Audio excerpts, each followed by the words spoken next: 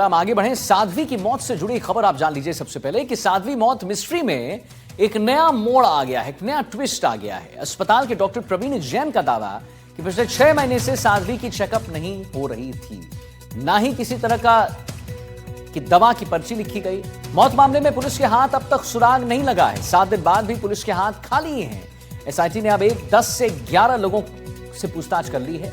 अलग अलग लोगों के बयान दर्ज किए जा चुके हैं। तो साध्वी की मौत से जुड़ी खबर, साध्वी मौत मिस्ट्री में नया मोड़। अस्पताल के डॉक्टर प्रवीण जैन का दावा कि पिछले 6 महीनों से साध्वी की चेकअप ही नहीं हुई थी। तो जब चेकअप नहीं हुई थी तो दवा कैसे लिखी जाएगी, पर्ची कैसे लिखी जाएगी? मौत मामले में पुलिस के हाथ अब तक कोई सुराग नहीं लगा है। 7 दिन बाद भी पुलिस के हाथ खाली ही हैं। एसआईटी ने अब तक 10 से 11 लोगों से पूछताछ कर ली है। अलग अलग लोगों के बयान दर्ज भी कर दिए हैं।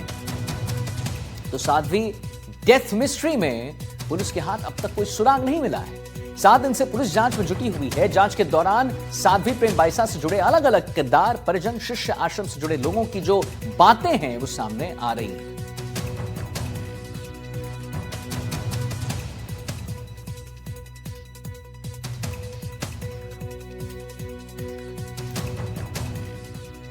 और इसी श्रृंखला में आगे बढ़ते हुए देखिए, साध्वी की मौत की जो तहकीकात है वो जारी है। ओम प्रकाश पासवान पुलिस कमिश्नर जो हैं, छवि शर्मा एसीपी जो हैं, इनका क्या कुछ कहना है, ये जरा ये आपको सुनाते हैं। एफएसएल की जांच रिपोर्ट का वेट है और उन्होंने कहा है कि इसमें कुछ समय लगेगा, परंतु उसके बीच में जो टेक्निकल एनालिसिस है, वहाँ पे जो विटनेसेस, आई विटनेसेस मौजूद थे, उनके साथ पूछताछ और उनके बयान लेना और उनके सोशल मीडिया को खंगालना, जिसमें वो हॉस्पिटल में गई थी, उस समय वहाँ पे जो उनके ब्रदर्स हैं उनको संकलित करना, उनसे चर्चा करना, ये सारी कार्रवाइयाँ की जा रही हैं। और सारे जो एविडेंस हैं, सर्कमस्टेंशियल एविडेंस हैं, उनको मिलाने की कोशिश की जा रही है, जिससे कि हम किसी निष्कर्ष पर पहुँच पाए। परंतु अंततः निर्णय तभी आ पाएगा जब एफएसएल की रिपोर्ट प्राप्त होगी। अभी जो हमारी इन्वेस्टिगेशन की जांच की जो प्रोसेस है वो चालू है। हमने जो टेक्निकल डिटेल्स विभिन्न तरीके के प्राप्त किए हैं, उनका एनालिसिस चल रहा है। उनके आधार पे और टेक्निकल डिटेल्स को डेवलप किया जा रहा है और संबंधित विभागों से प्राप्त किए जा रहे हैं। इसके अतिरिक्त जो सैंपल्स वगैरह प्राप्त किए गए हैं उनको संबंधित विभागों में जमा कराया गया है। और बाकी जो इस सारे घटनाक्रम में जो संपूर्ण और लोग भी जो इन्वॉल्व थे, जिन्होंने देखा, उन सबके स्टेटमेंट्स अगर जो है वो लिए जा रहे हैं। मेडिकल हिस्ट्री की जानकारी ली जा रही है। साध्वी की मौत को 7 दिन बीत गए हैं, लेकिन अब तक उलझने जो हैं बरकरार हैं। विसारा रिपोर्ट का इंतजार किया जा रहा है ताकि मौत की वजह साफ हो सके। उधर साध्वी के मोबाइल फोन में कुछ अहम राज हो सकते हैं, मगर साध्वी के पिता फोन का पासवर्ड ही नहीं बता रहे और इसीलिए शक की जो सुई है उनकी तरफ इशारा कर रही है। एक रिपोर्ट देखते हैं। मौत के 6 दिन बाद सस्पेंस बरकरार। विसरा रिपोर्ट का इंतजार, मौत का गहराता रहस्य। अब भी वही सवाल, कैसे हुई साध्वी की मौत? साध्वी प्रेम बाइसा की मौत को 6 दिन बीत गए हैं, लेकिन सवाल अब भी वही है, आखिर साध्वी की मौत हुई कैसे?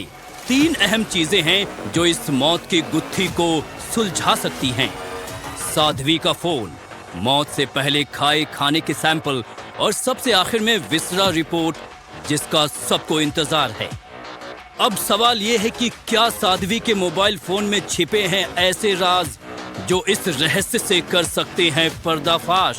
ये सवाल इसलिए भी उठ रहा है क्योंकि साध्वी के पिता साध्वी के फोन के पासवर्ड बताने से कतरा रहे हैं। साध्वी के पिता साध्वी के सिर्फ पिता ही नहीं थे, उनके गुरु भी थे। लिहाजा साध्वी की हर गतिविधि की जानकारी उनके पास होनी चाहिए, ऐसा अंदाजा लगाया जा रहा है। लेकिन साध्वी के पिता पासवर्ड क्यों नहीं बता रहे? ये बात शक पैदा कर रही है और साध्वी के पिता को कटघरे में खड़ा कर रही है। सेवादार के मुताबिक साध्वी की तबीयत बिगड़ने से पहले जो दाल उसने खाई थी वो साध्वी के पिता ही उसके कमरे में लेकर गए थे। तो क्या दाल में कुछ मिलाया गया था? अब सवाल ये है कि दाल में कुछ मिलाया गया था तो किसने मिलाया, सेवादार ने या साध्वी के पिता ने? और तीसरी और सबसे अहम चीज विसरा रिपोर्ट, जिसके सामने आने के बाद मौत की असली वजह पता चल सकेगी। अस्पताल में पोस्टमार्टम के दौरान मेडिकल टीम ने जो विसरा लिया था उसे जांच के लिए भेजा हुआ है। एनडीटीवी ने डॉक्टर से बात करके ये पता लगाने की कोशिश की कि आखिर पोस्टमार्टम रिपोर्ट के बाद विसरा रिपोर्ट आने में कितना वक्त लगता है। प्रिलिमिनरी रिपोर्ट बना दी जाती है डॉक्टर्स के द्वारा, उसके बाद फिर जो कंफर्मेशन जो है, जो फाइनल जो रिपोर्ट है वो एफएसएल की रिपोर्ट के आने के बाद दी जाती है, जिसमें कई बार महीना भर, कई बार 2 महीने भी लगते हैं, क्योंकि जेनेटिक्स जो स्टडी है, एडवांस कोई स्टडी के लिए मान लो हायर जैसे जयपुर या दिल्ली भेजा जाए कुछ केसेस में, तो उसकी रिपोर्ट आने में कुछ देरी हो सकती है। लेकिन इनकी जैसे ब्लॉक्स बनाना, इनको फिर केमिकल स्टेनिंग करना, 1 महीने में लगभग रिपोर्ट्स आ जाती हैं एफएसएल से। कुछ केसेस में 3 महीने या 6 महीने भी लगते हैं। वीरमनाथ ने अपनी बेटी की हालत को लेकर बताया कि इंजेक्शन लगने के बाद प्रेम बाईसा को उल्टी नहीं हुई थी, लेकिन उन्हें लगातार छींकें आ रही थीं, जिससे सांस लेने में परेशानी हो रही थी। साध्वी के पिता ने यह भी कहा कि मौत के बाद प्रेम बाईसा के नाखून नीले पड़ गए थे, हालांकि शरीर पर कोई असामान्य बदलाव नजर नहीं आया था। ये लक्षण कई तरह की आशंकाओं को जन्म दे रहे हैं। पुलिस फिलहाल कई संभावनाओं पर काम कर रही है। क्या मौत किसी दवा या गलत इंजेक्शन के रिएक्शन से हुई, या फिर क्या उस रात खाने में दी गई दाल में कोई जहरीला पदार्थ मिलाया गया था? पुलिस मेडिकल बोर्ड ने पोस्टमार्टम कर लिया है, लेकिन मौत की असली वजह विसरा एफएसएल रिपोर्ट आने के बाद ही साफ हो पाएगी। Bureau report, NDTV India.